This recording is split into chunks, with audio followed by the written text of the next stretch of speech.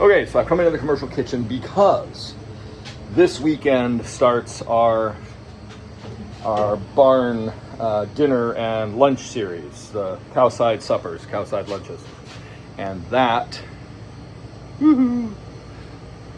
water faucet sprayer thingy, this is frozen and you can't turn it, which means this loosens and leaks. Both seats of these have been repaired multiple times and worn out, and it's dripping, and the sprayer head is the second one that I've put on here, and it's already corroded. So in 10 years, I've limped that thing through, and because we're adding lunches this year, it's going to get even more usage than it does in an average year. So we don't want any problems, we don't want any leaks, and also it leaks. So again, fixing that drip to keep water from being wasted. So normally, I've got the water turned off, but normally with the faucet on or even turned off, it's just dripping out of here like crazy. So I'm gonna be repairing that today. There's nobody here, and then tomorrow this is gonna be a hive of activity, again, cleaning and getting this set up for the season. We've sort of been in this kind of null state because we haven't done any commercial food prep in here since the end of last season. So the seasonal kitchen, it just kind of collects stuff. We make food for ourselves in here because it's our kitchen. So we've got some of our own personal dishes to wash up and stuff like that. Anyway, we're gonna go fix it.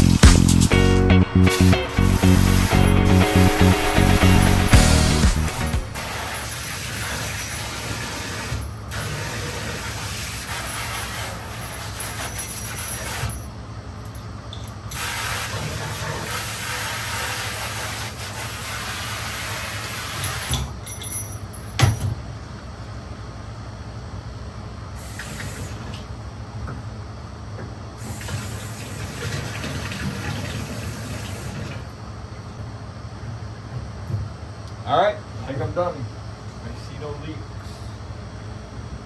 It all seems to be working. Now I can clean up a mess of packaging and move on to the next thing. One other thing I have to do in here, I need to install a door opener on this door here, a door closer, because this door tends to be left open. Anybody who walks through here, they think they were raised in a barn. There's a commercial kitchen. We prepare food here, and right there is in there behind those windows is where we make cheese, and people leave this door wide open and walk off. And it's really annoying because flies come in, pests come in, the cat comes in, who knows if rodents come in. It's really, really annoying. So finally, I mean, it's mandatory on all the doors entering the cheese make room to have door closers. And we had sort of just ignored this, but last summer for the supper series, and now that we're also doing lunches, it just having this door closed has to be a given. It cannot get left open. So we're putting an industrial door closer on here. It's already got the air curtain. Right now the air curtain isn't working quite as well as it should because the door's warped, but I think with the closer pushing pressure on to firmly hold it closed, the air curtain will work better. Again, it's that air curtain is to keep flies down. Because one thing I didn't realize when I built this facility is the air circulation and the ventilation in this place is miserable. We just got quoted for windows to replace the ones I custom built for this spot because we converted this. This was a 4-car garage, and first thing I did was build this state-of-the-art cheese facility in there. And I had to work around the already existing post and beam structure. So the windows in there had to be custom sizes because of the space in between the posts. And we couldn't afford the windows at first, so I just decided to build them. And they lasted 10 years. So they were never, the windows lack weather sealing and weather stripping, and they're all in need of massive work, and they've warped, and it was a rush job in December when I built those windows. And some places, like the 2 windows here in the commercial kitchen, I never built those. They're trimmed out, but the windows don't exist. So we had a company come out and quote us the windows. It was $16,000 more than I expected, but they do all the work, so okay. And it's just that just happened, and we haven't made the decision. So with better windows that we can crack open and ventilate better, this would be a little bit better of a situation. But really, I should have put more air vents or power fans in the ceiling to help ventilate this place, because I did not realize 10 years ago, I mean, it's full southern exposure, under full sun all summer. It gets kind of hot in here. Winter, we can modulate the temperature with the radiant floor when I've got the boiler working. But in the summer, this place becomes a little bit hard to deal with, because you can't just open windows because of the cheese, because of stuff blowing around, because of bugs. Yeah, that's a concern. Anyway, air curtain, get that working, get this door closer in today. That'll defeat the people who think that, this is a farm, you don't live in a barn. A lot of windows. See, that's just, this door is not closing right. A lot of that's the back pressure, because we do have some ventilation fans going in the back. And so there's a bit of a weird pressure situation going on there. All right. That'll get picked up later for garbage. Make sure the cows have enough water. It's 72, 70, I don't know what it is, 76 today, right now. And already we've got a temperature humidity alert from the SmaxTech system, because it's saying this is the sort of, now we have a lush breeze, and I did put the sensor in the barn where you're supposed to. So while in stagnant conditions, without the breeze, it's probably above the temperature humidity index threshold for where cows start to suffer heat issues. Out here in the field, in the breeze, they've got shade, they've got water. I'm certainly not worried about them at this temperature on this day, but it was interesting to see. I did not expect it to provide an alert when it did. It just seemed like a beautiful, lovely, early summer day in the 70s, but actually because of the climatic variations, it's something that affects the cows. So definitely something I had never watched before. I never would have considered it on a day like today. Fortunately, where they're grazing, in the kind of conditions we have, there's enough shade for them, plenty of water, and they can all come back to the barn if they want. So it's keeping them happy, healthy, and productive is the way to be. Calves, they're happy as Larry. They got the shade from this big maple, and the breeze here is delicious. Baby's trying freshly mown grass for the first time.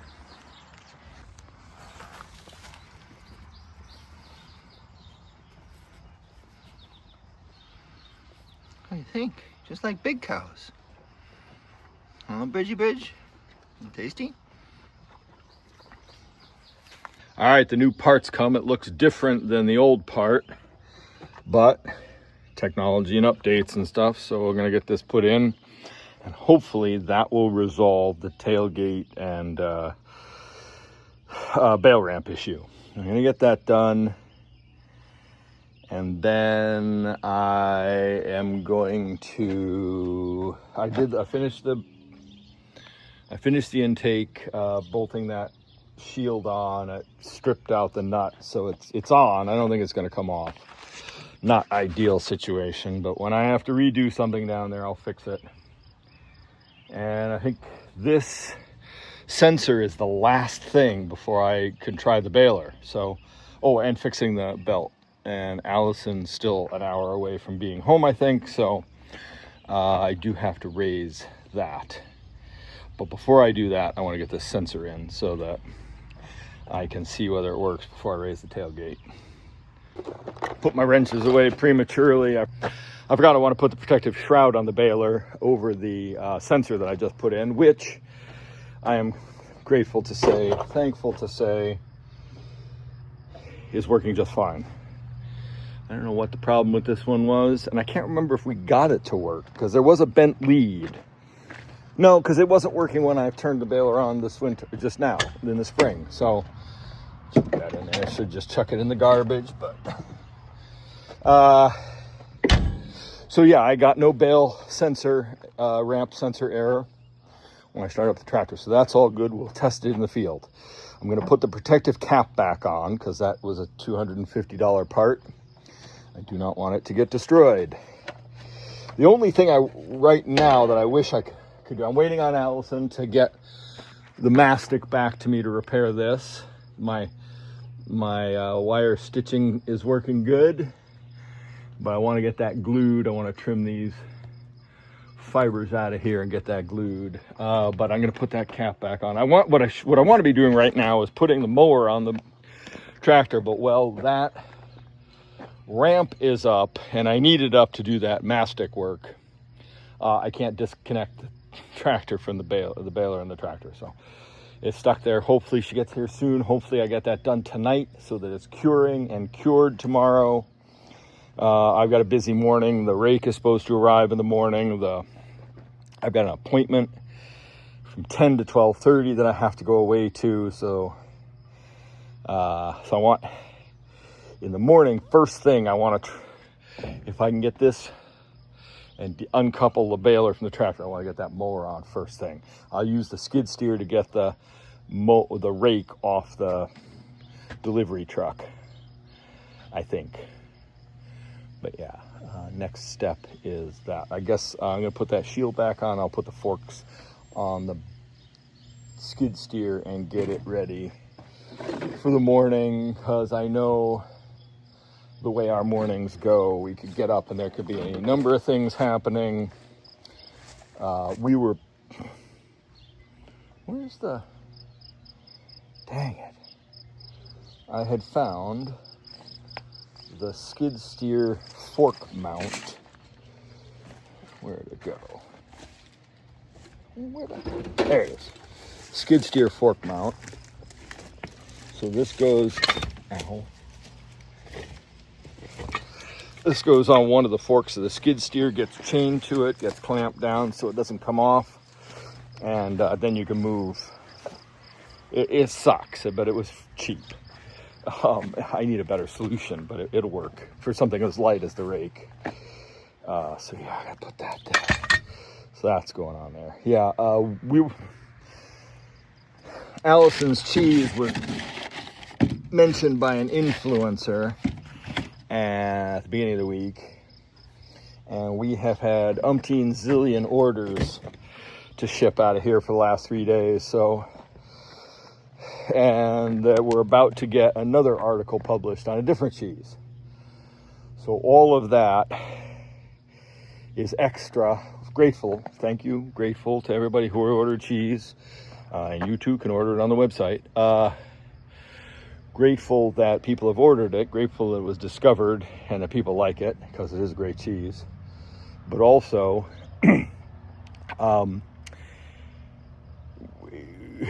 we have to adjust to that, because that is extra on top of everything else that we're doing here. So sales are great, sales are awesome, but all at once we have to ramp up and kind of shift things around to take advantage of it, right? So this week's been a little fractured because of that.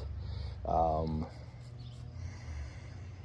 we never know what happens in the morning. Wake up to emails, wake up to phone calls, wake up to the heifers being out the other morning. So,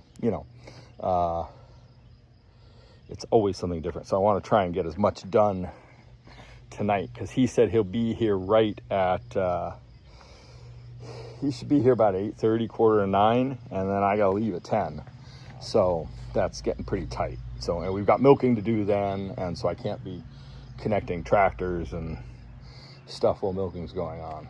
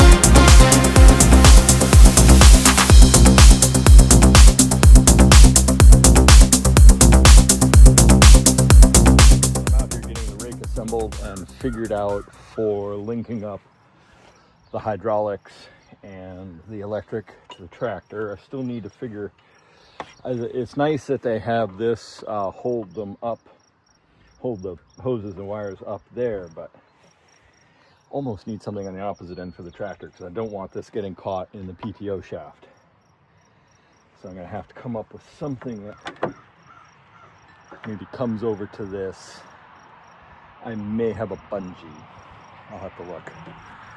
So I got to do that. That has to be addressed. I was under the impression that this was a demo model, but it appears that it was never used. It's 4 years old or thereabouts. It's sun faded. It's not its bright color. It's sat out in a lot at the back of the lot forever. And so I paid 4-year-old prices for it. Plus, they needed to get rid of it. Nobody was buying it. So anyway, new to us, and I'm grateful for it. And first rotary rake I've ever owned, other than maybe the hay bob, which I don't know if you can ever classify as a rotary rake.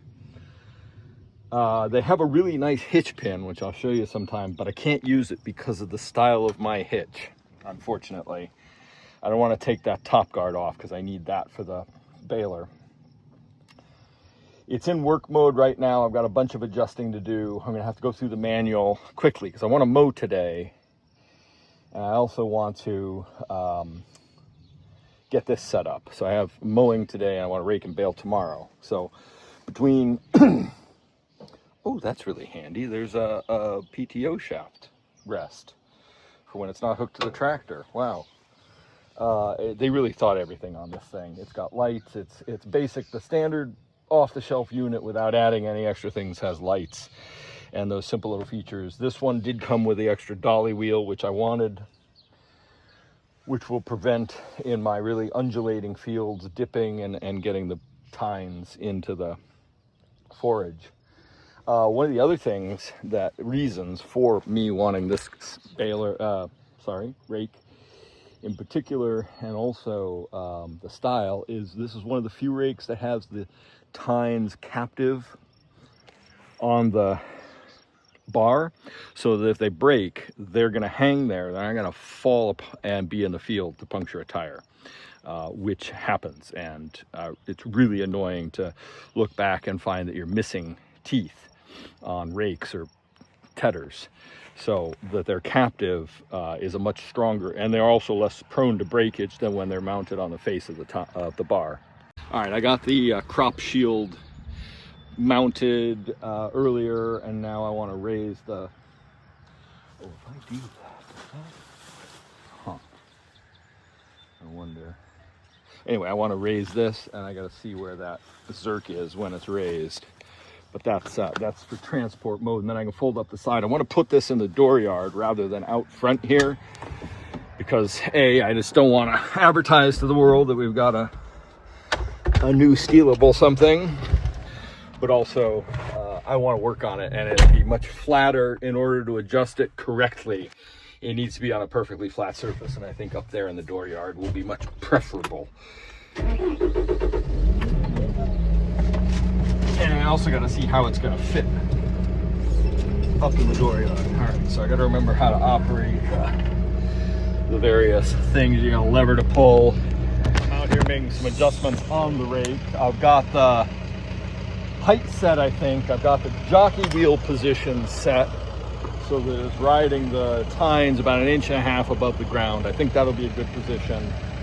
I've made some other minor adjustments that it called for. I wasn't sure. This is different because it's hydraulically operated on this unit than the one in the manual, so I wasn't sure how to set that because of the jockey wheel. So I tried to adjust that a little bit.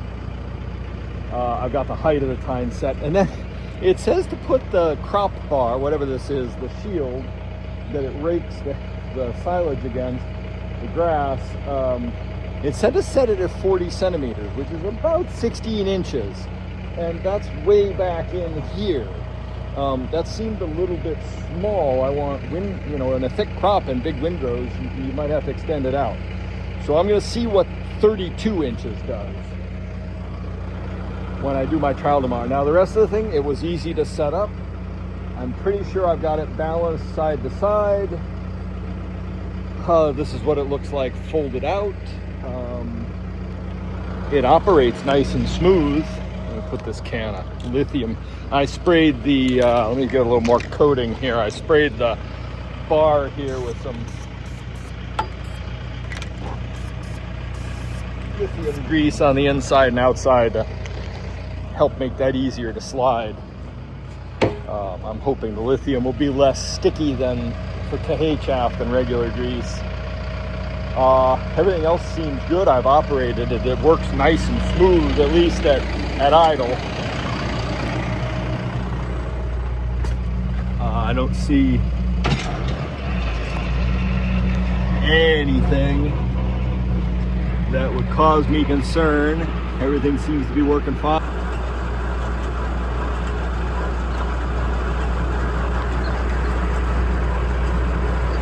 A little bit of vibration standing alone on the tractor itself, but otherwise works good. I mean, obviously this is the biggest, not obviously, this is the biggest single rotor rake they make, that is made, that anybody makes. It's about 15 foot wide. It'll rake 14 plus feet in the swaths, which is why I needed this one. But it's also meant for a tractor that's only 50 or 60 horsepower, so half the horsepower of this tractor. So this thing should more than easily run it. I am going to go ahead and put it in transport mode so I can back it out of here. And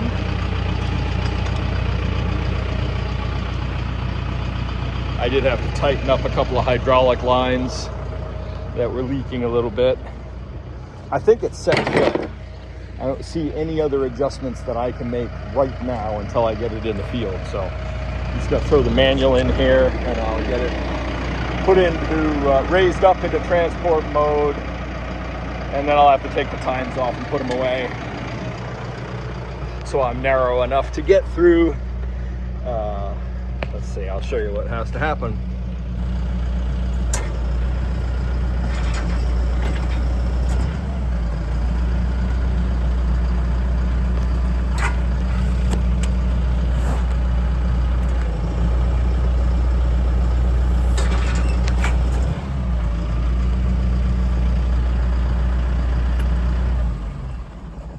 It with the hydraulic curtain, that's what it's called, a curtain thing, but it came with it and that's great.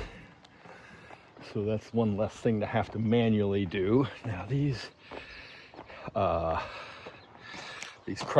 tine protector things are on really a clever kind of a gimbal thing here.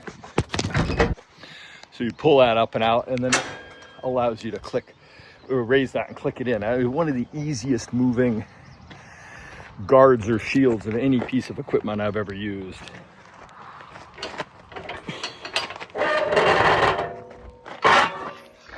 Now this comes and safety locks the rotor from spinning.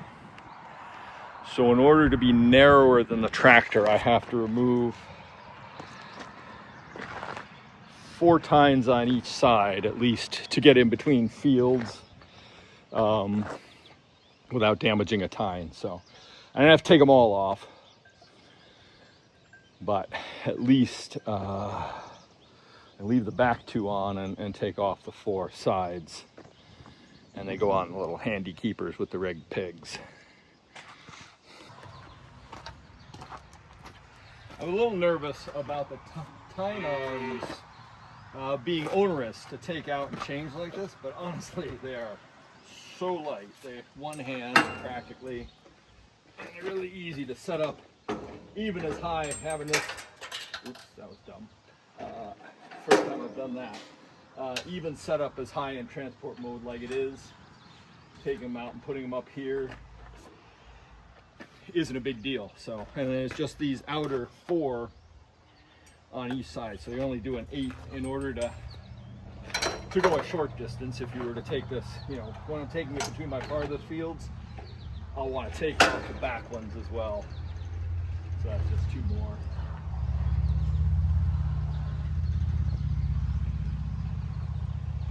Yeah, because the front ones can stay on. Nothing happens there. And the caps are nice to stick back on so you don't get your shirt greasy. And the other thing is these tines are the short, industry standard short, so that if something does happen to the tine part, it's less expensive and easier to replace. These things are really solid. And also this comes out by removing those two bolts and this plate here. Everything will pop out really easily. So maintenance on this thing should be pretty dreamy. All right. All right, I'm gonna back it in to park it, and then hook on the mower and get ready to mow. Because once I mow, then I can do other things. But it'll take me less than an hour to mow that part of the field, I think. Just got to get it done. Also trying to prep for this Sunday's first lunch of the season. Oh, right, I ran this without tying up those hoses. I need to do that. Again, another unexpected thing. This thing is a dream to back up. I didn't film it because I wasn't sure it was going to go well, and I don't want to get frustrated on camera. But yeah, it just came right back. Just easy, steered exactly the way I need it. Oh, right, I got something I gotta do.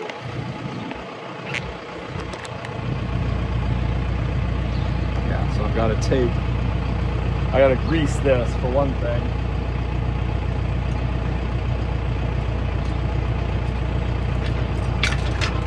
That goes down here.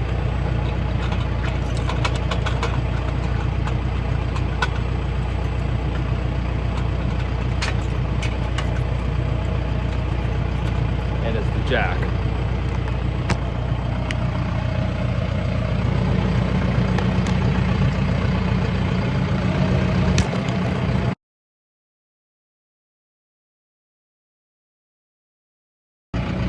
Absolutely love this feature. Keeps the head of the PTO shaft out of the ground. All right, I am headed out to mow. This is gonna work. It's gonna be a bit wiggly. I'm doing this a week later than I should have, but I want to test the rake and the baler before I go either cutting hay for my neighbor or cutting Farnsworth or Labreeze up there in Friendship. So I'm trying to navigate the farm with the mower in field transport mode, not in driving transport mode. So I just have it tipped up to get through. So as if I were going through gates, which I am, but it's proving a little bit. It's proving to make the tractor a little bit wider than I'd otherwise like it to be. That's all right. I'm almost out in the field, and I'll get started cutting. I'm just going to do this little strip here. Probably only be a couple bales. I don't want to do too much. Well, I can't do too much because the cows are almost up to the stone island in the end of the field where I'm going to mow up against the other side of it. So really the cows after today will only really have another 2 days left to graze the field. All right, there we go. A little bit of grass cut. It seemed like a thick crop. Beautiful, lots of clover and vetch. Smells amazing. This is going to be a good test for the rake because this is really bumpy and undulating and on a slope. Like I said, I didn't scalp the ground, so the grass is, it's 4 inches tall in places everywhere and taller in others. It doesn't help that the knives are absolutely dull. Nothing I can really do about that. All right, let's get this thing in transport mode and get out of here. Go help my neighbor. So, this is what the old lives looked like that I just took off. See how bent they are? bent and dull and rounded over on the cutting edge, just duller than dull. And this is what a new one looks like. Flat, double-sided, so you can flip it over and use the other edge if it's not too bent. This one could have had the other edge used, but it's just so compromised that I'll only keep a handful of them around to switch out for emergencies. Hopefully these new blades that I got last a lot longer than the last ones I got last year. Out here moving lines Saturday morning. Looking over where I mowed yesterday. I mowed over my buddies after I did this and after I put on new knives. It cut 1,000 times better than this. But also, I'll have to show you at some point, the lower hubs, the saucers they're called, or commonly referred to as saucers on the bottom of my mower, the edge is just chewed on both of them. And I don't understand it. The new blades don't seem to be affecting it, but they make a hell of a rattle. But also, I don't understand how it's chewed. That may be the old blades because they were so bent and warped and just nasty. Anyway, this is a fine cut for here for my test purposes today to rake and bale this. Over there, I did a little bit nicer job to give them some grass to feed their horses until I can get that rest of their field cut later this week. Now, some clever bean's gonna say, why didn't you mow this section? And we know why I didn't mow that section, because the cows are gonna graze that. But this section, well, two things. There's those 2 apple trees up there, so I wouldn't be able to mow that section. But also, this is the edge, and then it drops off rapidly down there. And so, while I may have been able to, I would have had to keep going in the same direction from this end to that end, with keeping the tractor on the uphill side. Honestly, there's not that much there to be worth cutting. So the cows can graze that out. It'll be better for them in the long run. All right, I'm here. I guess they got 2 more days grazing out here, which is fan-diddly-tastic. All right, their trough is filling. Heifers are good. Check the heifer barrel while I'm at it. Parts came for the water system yesterday, so as soon as I get a chance, I'll be working on water lines. Unfortunately, it's going to be all harvest forage all the time now until I get the majority of first cut done. What the heck? This isn't filling. Oh, there's a kink in the hose.